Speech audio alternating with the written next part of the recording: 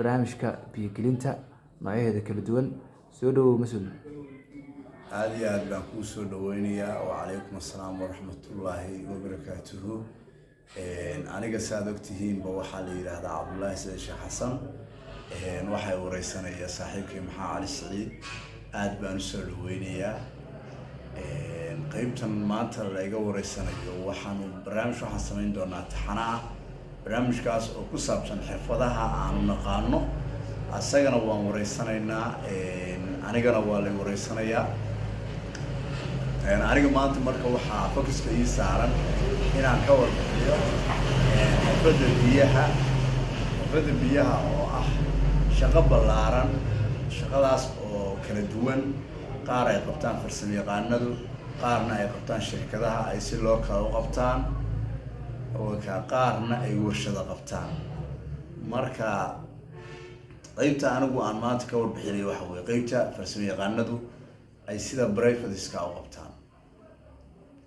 marka haddii aad sii wareysatid qaybaha ay u kala baxdo qaybta privateska waxa weeye guri hadda markii la biyogelinayo, biyaha kuwana banaanka ka yimaadaan oo dhabbada ayay ka yimaadaan oo shirkadda waxaa wadata markaas biyaha ayaa soo gelisa ilaa saacadda ayadaa adduunka dhan keenta. inta gudaha cilada hadday ka timaado adduunyadu waxay leeyihiin farsamayaqaanadaas oo sharci u leh inay ka shaqeeyaan, xirfadoodana la yaqaano. anu marka farsamayaqaanada nooca u shaqeeya ayaan ka tirsanahay. shaqadan marka guriga gaarka u gashay waxay u qaybsantaa 3 qaybood. qaybi waxa weeye guryo caadi ah oo waxaa la geliyaa suuliyaal iyo jikooyin iyo meelaha banaana iyo biyo loo dhigo xaafadaha. qaybina waxa weeye dabaqyo tuubooyin lagu diyaariyo oo lagu dhiso oo hadhow biyaha lagu soo daayo, oo qaarna ay waa dabdamisku isticmaalo, qaarna ay kaydad loo isticmaalo weeye. marka waxaa kaloo jirta cilad bixintuna marka shaqada cusub waa wax ka duwan oo iyaduna si gaar loo qabto oo habba meesha ciladu ka jirto ayaa la ogaadaa, sidaa ayaana lagu xaliyaa. marka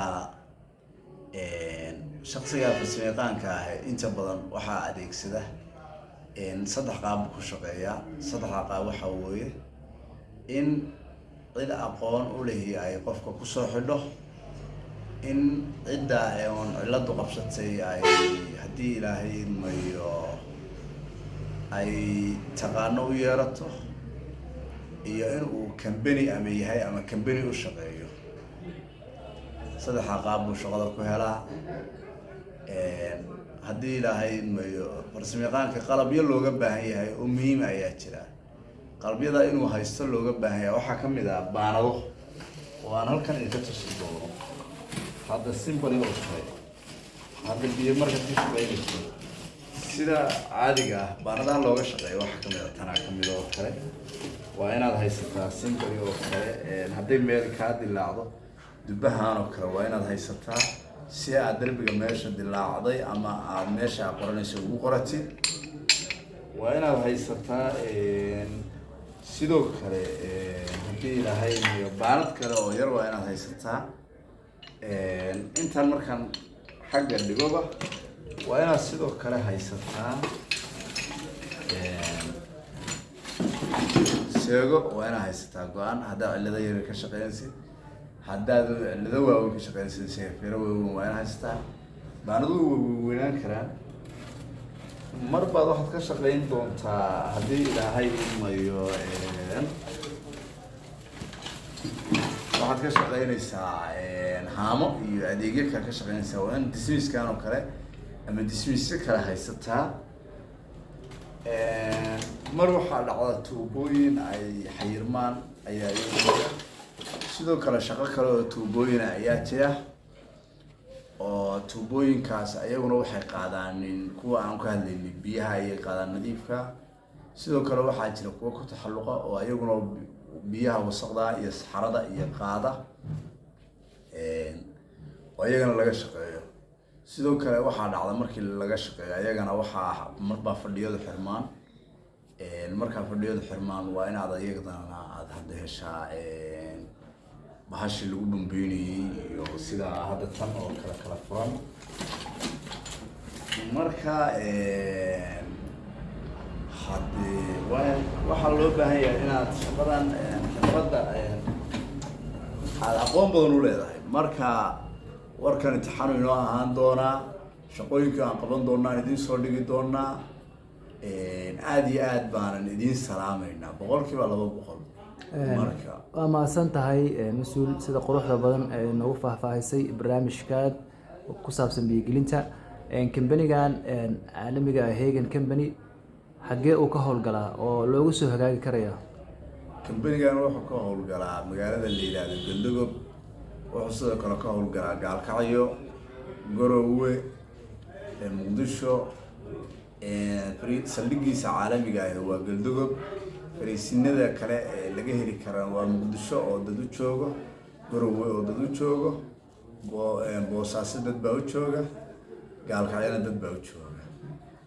Hargeysa ayaa iyadana qorshaha ku jirta, laakiin ayada dad nala shaqeynayna oo inay nala shaqeeyaan nala apply gareeyay, laakiin farsamo yaqaanadii wali gacan kuma dhigin aanu heerka aan u baahnayn ahaa. marka shaqaduna intaa way ka badan tahay, laakiin qayb ka mid ah baan saa ka sharaxnay shaqooyinka. wax fursada oo u banaan dhalinyarada ma jiraan oo ay kambanigan kaga soo dalban karaan shaqooyinka xirfadahaas aad sheegtay iyo wax la mid ah? way jiraan, aad iyo aad bay way jiraan, waana soo dalban karaan, waana nala soo xiriiri karaan. qofka markaan wareysano ayaanu u waramaynaa, kadibna lambaradii uu nagala soo xiriiri lahaa qofku iyo xogtii meesha uu ka heli lahaana dee halkay ku jirtaa. waxaana lagu soo raadin karaa dee channelkan Hagen Company waa haddii la qoro wuu soo baxayaa. Hagen haddii la qoro Hagen officials na wuu soo baxayaa. ma jiraan wax dhalinyaro ah oo fursad waxbarasho aad siiseen oo kambanigan soo saaray, ama hadda taladiina ma ku jirtaa inaad dufcad dhalinyaro ah oo xirfadooyinka kala duwan ee kambaniga uu soo saarayo ma ku jiraa? taladiina ku jirtaa? way ku jiraan, haa, taladeedu way ku jiraan, wayna jiraan, waana wadnaa qorshahaas, waana samaynaynaa. waxaanan qofka farsamada inuu barto rabo wuxuu la baxayaa lacag $100 la baxayaa, ama online ahaanba wax ku qaadan karaa ama joogto wax ku qaadan karaa. hadduu oo leeyahay waxay ku qaadanaysaa 4 bilood bay ku qaadanaysaa, hadduu yahay joogtana 3 bilood bay ku qaadanaysaa. waa mahadsantahay mas-uul sida quruxda badan ee inoogu faahfaahisay barnaamijkaas ku taxalluqa biyaha iyo fursadaha dhalinyarada ay ka helayaan kambanigan caalamiga ah. waxaana inoo sheegtay inuu kambanigan ka howlgalo guud ahaan dhammaan giiga Soomaaliyeed oo dhan, magaalo kastana laga heli karo ciwaanadiisa iyo telefoon lambarkiisa intaba. intaasaan kusoo gabagabeynaa barnaamijkeenii saakay. tan iyo intaan barnaamijka lamida ku kulmeen waxaan idinku dhaafeynaa sidaas iyo isma dhaafno.